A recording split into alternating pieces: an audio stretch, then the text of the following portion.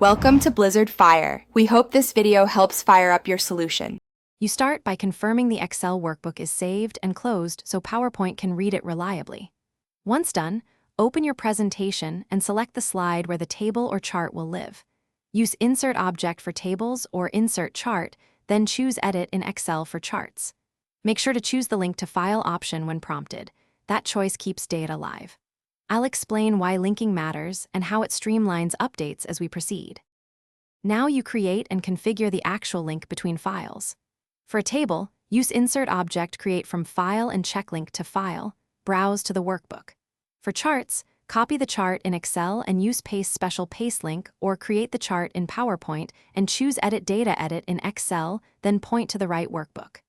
Make sure ranges are stable. Define named ranges in Excel so the link doesn't break when rows change. Save both files to lock the connection.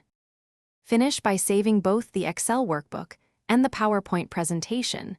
Then test the connection by changing a value in Excel and updating links in PowerPoint via File Info Edit Links Update Now. If PowerPoint can't find the source later, use Edit Links to change source and point to the correct file path, or re-establish a link using the same named range. One key troubleshooting tip: keep files in a stable location and use named ranges to avoid broken links when you move or rename files. Thanks for watching. If you found this helpful, don't forget to like and subscribe.